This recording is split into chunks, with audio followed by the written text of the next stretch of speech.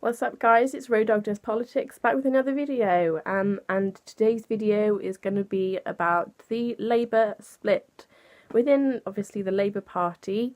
The Labour MPs that have officially announced their not resignations, but they're still going to be independent MPs, part of an independent group, but they are as follows: Chuka Umunna, Luciana Berger, Chris Leslie, Anne Coffey, Angela Smith, Gavin Shuker and Mike Gates. They made their announcement yesterday in a press conference saying that the Labour Party no longer represented their values. One of the other reasons, of course, was Jeremy Corbyn disliking his leadership skills, his stance on Brexit, just the anti-Semitism, the racism within the Labour Party that has been going on for several years, months. And of course, these resignations do not come as a surprise. There have been rumblings of this happening for many years.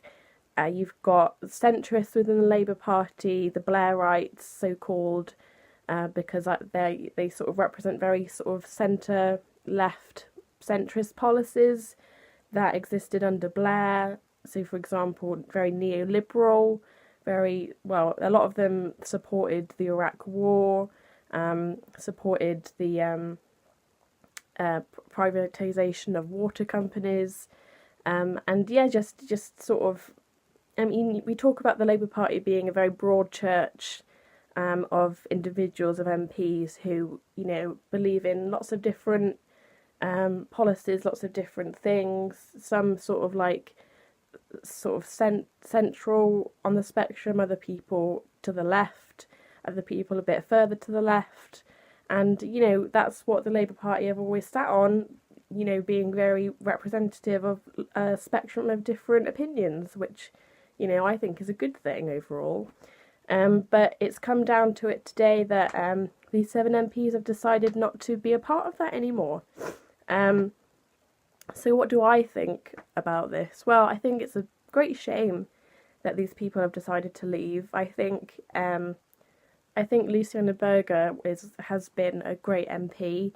However, I think the anti-Semitism that she stated she's been involved with, been a victim of, is quite legitimate, and I do believe that it does exist within the party, and I think her constituency in Wavertree in Liverpool, I think that has I think it's kind of always been a little it's always been had a problem with anti-Semitism, and I think that's where that stems from.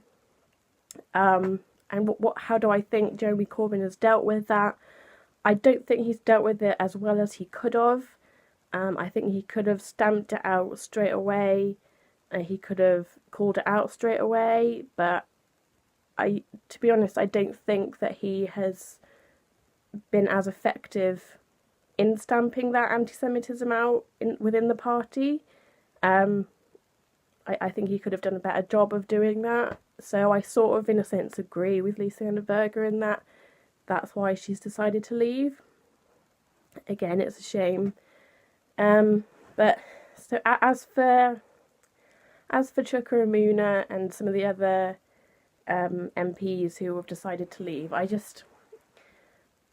think it's all very, it's a sellout. I think they've sold out on the basis of, well, I don't like Jeremy Corbyn because of his policy platforms. I don't like the direction that the Labour Party is going in ever since he was elected leader. Well, I mean, sorry, that's what democracy is. Like, you vote for a leader gets elected, they come up with a policy platform, they come up with a manifesto. In this case, it's quite a progressive, socially democratic manifesto, and being a centrist, they just don't really like that direction of politics. They would rather have a people's vote. They don't like the direction that Corbyn's going in terms of Brexit and upholding the vote, as it were. I myself, as a Remainer, I don't really like the direction of the Brexit direction that Labour's going in, it sort of makes me a little bit uncomfortable, and it makes me a bit uncertain about what the state of the country will be in a few years' time. But hey ho, that's what people voted for, so I sort of have to respect it and deal with it, as much as I don't like it. So there's that.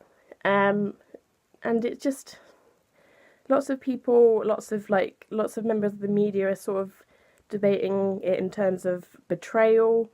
Oh, they're betraying their party. Why don't they stand down? Why won't there be a by-election? Which I think there should be, in all honesty. I think, they're all for a people's vote. They're all for a second referendum when it comes to the EU. But when it suits them, when it doesn't suit them, they won't stand and fight a by-election and let their constituents choose a different Labour candidate when they choose that they no longer want to be a Labour candidate. So I think, why not? Like, what are you so scared of? Angela Smith, who was one of the MPs that stood down, they're continuing in an independent group, the independent group, who are just going to be no longer Labour MPs, but independents, I guess. Was saying on Politics Live yesterday that, one of the reasons why I was able to keep my seat in the 2017 general election was because I was telling my constituents that I wouldn't let Jeremy Corbyn be Prime Minister, and I think that's why I was able to keep my seat. Well, I'm sorry, but you cannot speak like that as a Labour MP. You cannot sell out your leader to a constituent in a Labour Party seat, in a Labour Party constituency. Yeah, so I just don't think that it's right that you should, in public, stand on a Labour manifesto supporting the policies within that manifesto, and then in private say that you don't like the leader and will do everything in your power to not make him Prime Minister. I mean, that is a betrayal of your party, like it or not. If you don't like it, get out. You know where the door is. And I'm glad that Angela Smith has sort of come up and admitted that, as uncomfortable as it was. She admitted that she was actively telling her constituents that she wouldn't let Jeremy Corbyn become Prime Minister. I mean, sorry, but at the end of the day, that is your party leader, and you may not like some of the policies, but, if you don't like it, you go and talk to someone about it and try and, get a compromise, get it rectified. Don't just go bitching to other people how much you hate Jeremy Corbyn. I mean, that's what brings you down at the end of the day. That is what brings the party down. So, do I think that it's a shame that this has had to come to this? Yes, I do think it's a shame. I give them credit for, if there's anything to give them credit for coming out and admitting the reasons why they decided to leave. Well, the Labour Party doesn't represent my values anymore, and I'm going to try and set up a party, an independent party, that is more in line with mainstream centre-ground politics that people want. I mean, there's some truth in admitting that it no longer represents your values, but then I don't think people within the UK really want a centrist party, and you could see that in, the 2015 general election in the numbers that Ed Miliband got. I mean, that was miserable, to say the least. So, I don't think a centrist party will work in the long term. I just don't think that's what people want. I don't think that it's the general consensus of what people are looking for. And I think people are looking for really radical changes to the way that they live their lives, domestically, in their home, in their places of work, environmentally, financially. I could go on. But what I do think is what the departure of these MPs means is that it sort of enables the success of a future Tory government, which I absolutely loathe. I do not want that to happen, and I really think that it's a great shame that the Labour Party has had to sort of fracture off in the way that it has. I wish. I'm not saying that Jeremy Corbyn is a perfect person. Of course, he isn't. I really wish that he'd have clarified his position more on Brexit sooner. I wish that he'd have clamped down on the anti-Semitism issue sooner. I feel like he's a people pleaser. He wants to try and please everyone all of the time, which I think is a kind of flawed position. I think there are a lot of improvements the Labour Party could act on.